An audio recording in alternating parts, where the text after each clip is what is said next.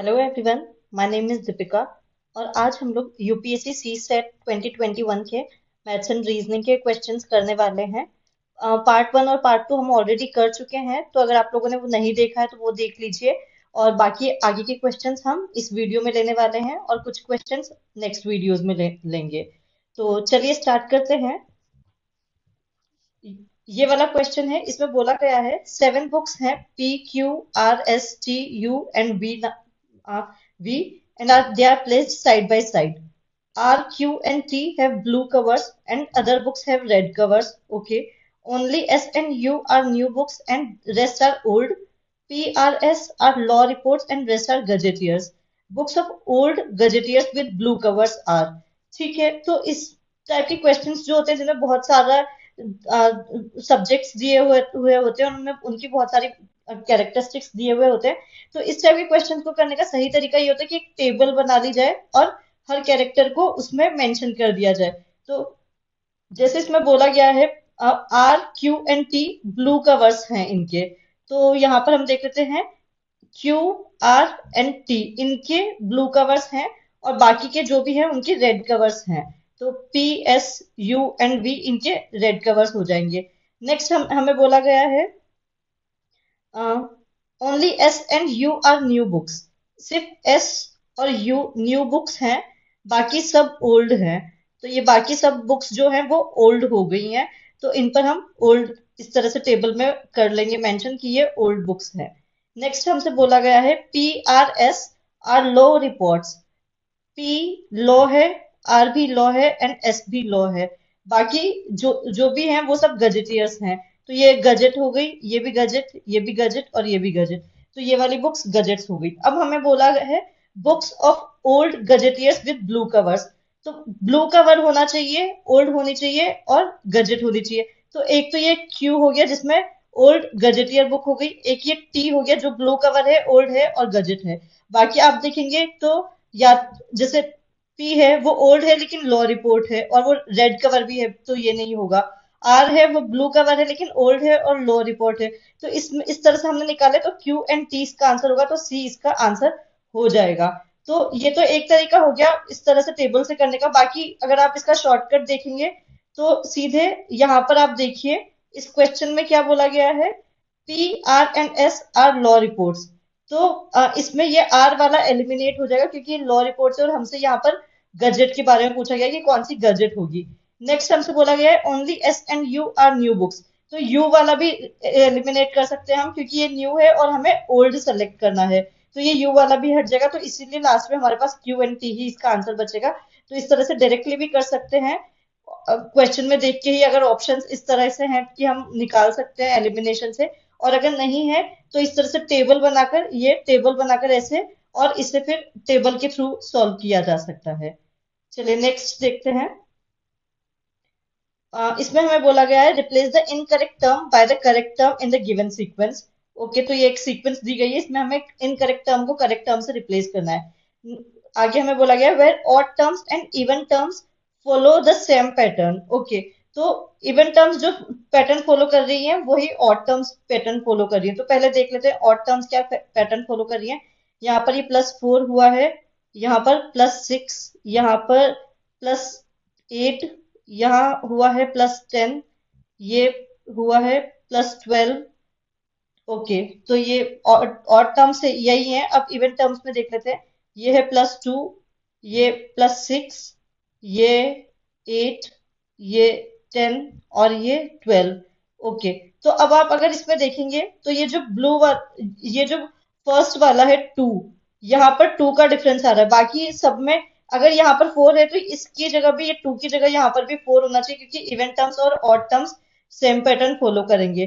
बाकी आगे अगर आप देखेंगे तो 6, 8, 10, 12, 6, 8, 10, 12 बाकी सब सेम हो रहा है। तो यहाँ पर 4 का डिफरेंस होना चाहिए, तो 4 - 4 इज 0। तो यहाँ पर हमारा आंसर 0 होना चाहिए, तो ये ए इसका आंसर होगा। ये ए इसका आंसर होगा क्योंकि यहाँ पर ये टर्म जो है 2 ना होके 0 होती, तो यहाँ पर भी ये डिफरेंस 4 होता और फिर 4, 6, 8, 10, 12 इस तरह से ये सीरीज बन जाती। ओके, आगे देखते हैं। ये एक मैट्रिक्स हमें दी हुई है, तो हमें इसमें बताना choose the entries follow a certain trend row wise. Okay, row wise एक ट्रेंड फॉलो कर रही हैं। इस तरह से ये रोज हैं अलग अलग, तो ये रो वाइज एक ट्रेंड फॉलो कर रही हैं ये। तो क्या बोला गया है अब हमसे इसमें, choose the missing entry accordingly. Okay, तो यहाँ पर ये जो मिसिंग एंट्री है वो हमें चूज करनी है। ठीक है, तो पहले ये देख लेते हैं। यहाँ पर बी है, A and then C, B, A C. तो बी होना चाहिए एक तो, क्योंकि हर रो में ए बी सी हो रहे हैं। तो सेकंड वाली थर्ड वाली रो में बी नहीं है कहीं भी, तो पहली बात तो बी होना चाहिए। तो इस तरह से बी और सी ऑप्शन को हम एलिमिनेट कर सकते हैं। नेक्स्ट, अब हम यहाँ पर दो है हमारे पास, 9B एंड 3B। तो 9 होना चाहिए या 3, तो वो देख लेते हैं। तो अब अगर आप यहाँ देखेंगे तो ये 10 - 3, ये 7 होगा, और ये 3 ही यहाँ पर है। तो सेकंड वाली कॉलम में से फर्स्ट वाले कॉलम को सब्ट्रैक्ट किया जा रहा है एक तरह से। नेक्स्ट देख लीजिए, 9 - 6, 6 माइनस करेंगे और यहाँ पर भी 6 ही आ रहा है। तो इसी तरह से 13 - 10 करेंगे तो 3 यहाँ पर आ जाएगा। तो जो न्यूमेरिक होगा यहाँ पर वो 3 होगा। तो इसका आंसर सी हो जाएगा, 3B। बी हम ऑलरेडी देख चुके हैं, और 9 और बी 3 में से हमें सेलेक्ट करना था। तो 3B हो जाएगा। तो इसका आंसर यहाँ पर हमारे पास आ जाएगा 3B। तो आई होप आप लोग को समझ में आ रहे होंगे क्वेश्चंस, और ये यूजफुल लग रहा है तो प्लीज लाइक कर दीजिए वीडियो को, और चैनल को सब्सक्राइब कर लीजिए। और जो भी है शेयर करिए ज्यादा से ज्यादा। और अगर कुछ भी डाउट है फिर भी, तो प्लीज आप कमेंट्स में पूछिए, या अगर कोई ऑल्टरनेट सोल्यूशन है आपके पास कि किसी और मेथड से इन्हें अप्रोच किया जा सकता है इन क्वेश्चन को, तो प्लीज वो भी आप कमेंट्स में बताइए। और प्लीज अपना एक फीडबैक भी जरूर दीजिए कमेंट्स में कि आपको वीडियोस कैसे लग रहे हैं और क्या इंप्रूवमेंट हो सकता है इन वीडियोस में, वो भी जरूर बताइए। ओके, नेक्स्ट क्वेश्चन है। इसमें हमें बोला गया है, ये एक सीक्वेंस 1 दी हुई है, ये सीक्वेंस 2 दी हुई है। तो बोला गया you are given 2 identical sequence, दोनों सीक्वेंस आइडेंटिकल हैं। तो दोनों एक ही पैटर्न फॉलो करेंगी। ऊपर वाला क्वेश्चन भी हमने ऐसे ही देखा था। तो what is the entry in the place of C for the sequence 2। तो ये सी जो प्लेस है इस सीक्वेंस 2 में, यहाँ पर क्या होना चाहिए, ये हमसे पूछा गया है। ओके, तो अब फर्स्ट सीक्वेंस में अगर हम देखें तो 8 - 4 प्लस देन 4 + 2 6 हो रहा है, देन +9 हो रहा है। तो इस तरह से कुछ बन नहीं रहा है इनमें पैटर्न। नेक्स्ट, अगर और इस तरफ देखेंगे तो 52.5 टू 36.25, तो ऐसा लग रहा है कुछ मल्टीप्लीकेशन में जा रहा है। तो मल्टीप्लीकेशन में भी और कैसे जा रहा है, यहाँ पर 0.5 आ रहा है, यहाँ पर 0.25 आ रहा है। तो मतलब 5 का कुछ तो मल्टीप्लीकेशन में इस तरफ जा रहा है। तो किस तरह से हो सकता है, और यहाँ पर तो 4 6 ही है, पर उसके बाद सब में 5 5 आ रहा है। तो क्या हो सकता है ये पैटर्न, यहाँ देखिए आप, ये है 8/2। तो 8/2 मतलब 8 × 0.5, इसे 0.5 से मल्टीप्लाई कर रखा है, या फिर ये कह लीजिए 1/2 से इसे मल्टीप्लाई किया हुआ है। यहाँ पर ये है 4 × 1.5। 1.5 को क्या बोल सकते हैं हम, 3/2 भी बोल सकते हैं। तो 4 × 3/2। और यहाँ पर ये हो रहा है इसी तरह से 6 × 2.5। 2.5 को क्या लिख सकते हैं, 5/2। तो ये इस तरह से सीक्वेंस बन रही है। तो नीचे भी यही सीक्वेंस फॉलो होगा। तो यहाँ पर जो एक ही वैल्यू हमारे पास आएगी वो हो जाएगी 5 × 1/2। तो एक ही वैल्यू यहाँ से आ जाएगी हमारे पास 5 × 1/2। इसी तरह से बी की वैल्यू अगर हम देखेंगे तो वो हो जाएगा a × 3/2। तो a क्या है हमारे पास, 5 × 1/2 इंटू 3/2। ये बी की वैल्यू हो गई हमारे पास। इसी तरह से सी क्या हो जाएगा, बी इंटू 5/2। तो ये क्या हो गया, हमारे पास यहाँ पर 5 × 1/2 इंटू 3/2 इंटू 5/2। तो ये इस तरह से सी ये हमारे पास आ जाएगा। तो ये हमारे पास हो जाएगा 75/8। तो अब आप ये ऑप्शंस में भी देख सकते हैं, 75/8 तो 9 पॉइंट समथिंग होगा, क्योंकि 8 9 = 72 होता है। तो ये 9 पॉइंट समथिंग हुआ। तो इसका आंसर यहाँ पर आ जाएगा हमारे पास 9.375।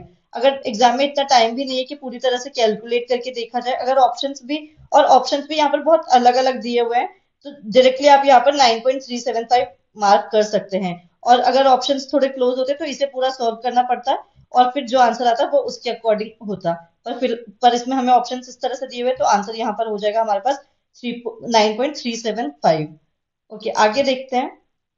इसमें हमें बोला गया है, a person x from place A and another person Y from place B set out at the same time to walk towards each other. Okay, एक पर्सन X है जो ए प्लेस से बी की तरफ जा रहा है, और एक पर्सन वाई है जो बी से ए की तरफ आ रहा है। The places are separated by a distance of 15 kilometre. दोनों के बीच की डिस्टेंस हमें दी हुई है 15 किलोमीटर।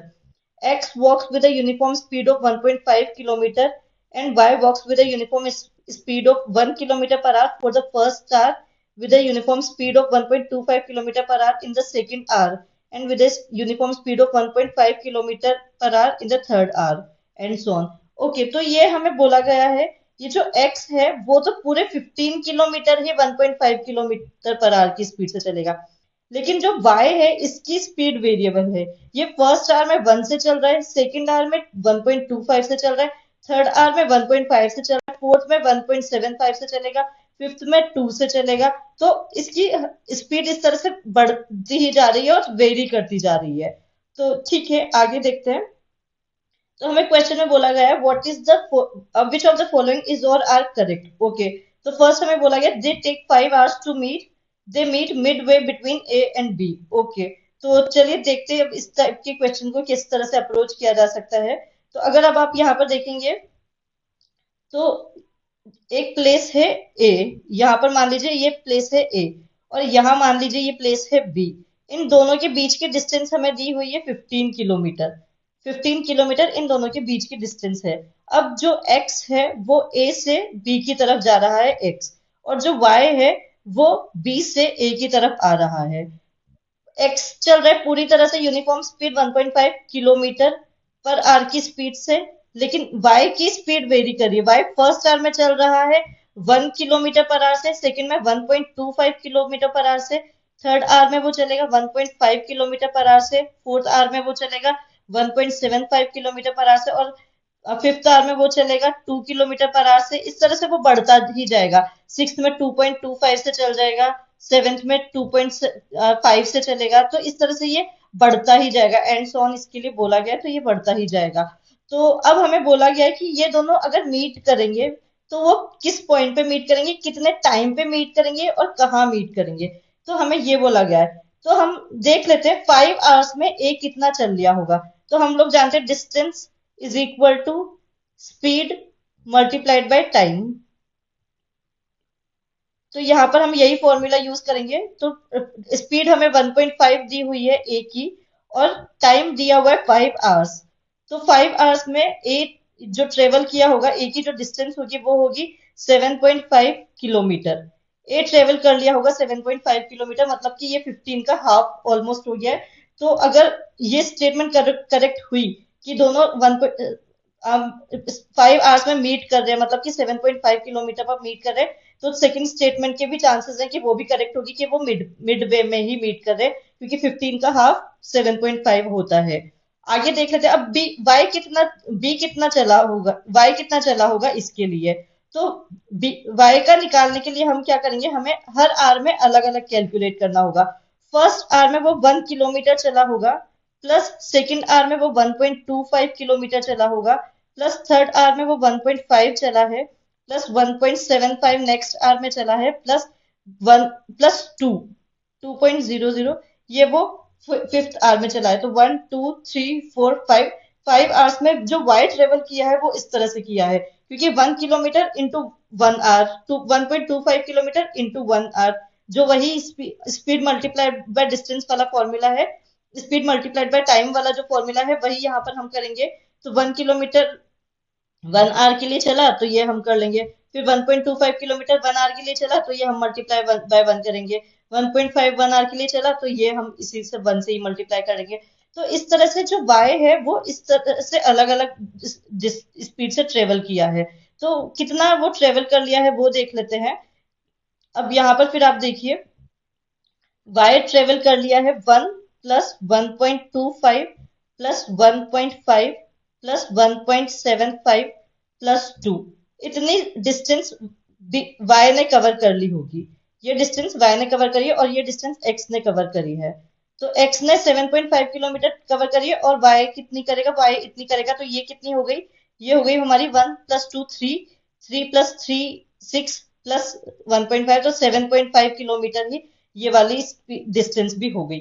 तो x इधर से 7.5 चला है और y इधर से 7.5 चला है।